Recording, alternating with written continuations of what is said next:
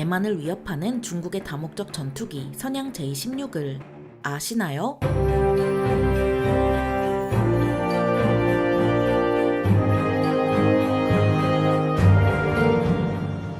안녕하세요. 지식 스토리입니다. 이번에는 중국의 야욕에 힘을 실어주는 선양 J-16에 대해 알아볼 텐데요. 선양 J-16은 중국이 보유한 4세대 다목적 전투기로 중국의 패권 경쟁에 빠질 수 없는 존재이자 느슨해진 대만 해협의 긴장감을 불어넣어주는 존재입니다. 선양은 중국에서 가장 오래된 항공기 제조업체이자 민항기부터 스텔스기까지 웬만한 건 다 만드는 중국 항공기 시장을 선도하는 업체입니다. 이런 선양이 제조한 J-16은 인민해방군 공군이 250기가량을 운용하고 있는데 이는 인민해방군 공군에서 세 번째로 많은 수입니다. 인민해방군 공군이 가장 많이 보유한 전투기는 다름 아닌 중국판 F-16인 J-10으로 J-16의 2배가 넘는 545기가량을 보유하고 있습니다. 두 번째로 많이 보유한 전투기인 J-7은 중국판 미그-21이라 볼 수 있는 모델인데 미그-21은 1959년부터 생산된 구형 모델로 어서 퇴역하지 않으면 조종사가 위험한 수준입니다. 그래서 인민해방군 공군의 실질적인 전력은 성능이 확실하지 않은 스텔스기인 J-20을 제외하면 J-10과 J-16이라고 볼 수 있습니다. 인민해방군 공군의 양주먹 중 하나인 J-16의 시작은 1970년대로 거슬러 올라갑니다. 당시 인민해방군 공군은 당시 주력이던 미그-19를 대체할 전투기를 개발하는 프로젝트를 시작했고 여기에 참여한 선양은 J-11이란 모델을 제안합니다. J-11은 롤스로이스의 엔진을 도입했기 때문에 미그-19와 미그-21을 능가하는 전투기로 여겨졌습니다. 하지만 롤스로이스의 엔진을 확보하는 데 어려움을 겪자 프로젝트는 중단되고 중국은 소련으로부터 수호이 27을 구매하는 걸로 방향을 틉니다. 중국에서 906 프로젝트로 알려진 수호이 27 구매 계약 덕분에 1990년대부터 인민해방군 공군의 전력이 눈에 띄게 향상될 수 있었습니다. 1990년 12월에 수호이 27 판매가 승인되자 중국은 소련이 무너지기 전에 세기를 인도받았고 남은 주문은 러시아가 이어받았는데요. 러시아는 그냥 중국이 수호이 27을 면허 생산하도록 허락했고 그렇게 선양이 제조한 수호이 27은 J-11이란 제식명을 받게 됩니다. 비록 롤스로이스의 엔진은 구할 수 없었지만 소련이 무너질 때쯤 최신 전투기를 구매하고 러시아의 면허 생산 허락까지 받은 건 중국에 있어 남는 장사였죠. 그렇다면 J-11은 그냥 수호이 27이 아니냐고요? 사실 그렇다고 보기 어려운 게 중국이 면허 생산 과정에서 기술 탈취를 시도해서 러시아가 면허 생산을 취소해버렸습니다. 그래서 J-11A만 정식 면허 생산 모델이고 이후 생산된 J-11B와 J-11BS 등은 설계가 변경되고 중국산 장비가 탑재된 짝퉁입니다. 오늘의 주인공인 J-16은 이런 J-11에서 파생된 전투기인데요. 정확히는 J-11BS 모델에서 파생된 J-16은 2012년부터 생산된 만큼 J-20 같은 스텔스기를 제외하고 중국이 보유한 전투기 중 가장 좋은 모델이라고 보면 됩니다. 그렇다면 이런 J-16의 특징을 살펴보기에 앞서 재원을 살펴보도록 하겠습니다. J-16은 전장 21.9m에 전폭은 14.7m, 전고는 6.3m이며 중량은 17.7톤에 최대 이륙 중량은 35톤이고 무장은 30mm 기관포에 각종 공대공 미사일, 대함미사일, 공대지 미사일, 로켓, 유도폭탄, 대레이더 미사일 등이며 최대 속도는 마하 2에 항속거리는 4,000km입니다. J-16은 인민해방군 공군의 양주먹 중 하나인 만큼 여러 목표를 동시에 탐지할 수 있는 첨단 레이더가 탑재됐고 복합 재료를 사용해서 중량도 줄였는데요. 또한 현대전에서 빼놓을 수 없는 전자전에 대비해 전자전 포드도 탑재되어 있습니다. 현대전에서 전자전이 중요하다는 걸 모를 리 없는 중국은 2010년대에 J-16의 전자전 능력을 극대화한 J-16D라는 모델을 개발합니다. 전파 방해 장비와 각종 전자전 포드를 탑재한 J-16D는 방공망 제압에 특화된 모델입니다. 기존의 이미지와 달리 전자전을 신경 쓴 것도 놀라운데 중국은 여기서 멈추지 않았습니다. J-16에는 전파 흡수 도료가 적용돼서 제한적인 스텔스 성능을 보유하고 있습니다. 영국 왕립연합군 연구소의 항공연구원은 J-16이 원판인 수호이 27보다 진보된 전투기라고 평가했습니다. 러시아의 기술에 의존했던 중국 항공산업이 어느새 러시아를 따라잡은 걸로 모자라 오히려 뛰어넘었다는 거죠. 중국이 이 정도까지 항공산업에 진심인 이유는 초강대국인 미국을 염두에 두고 있기 때문입니다. 그래서인지 2021년 3월 선양에서는 J-16의 부조종사를 지승이라는 인공지능으로 대체하는 프로젝트를 진행 중인데요.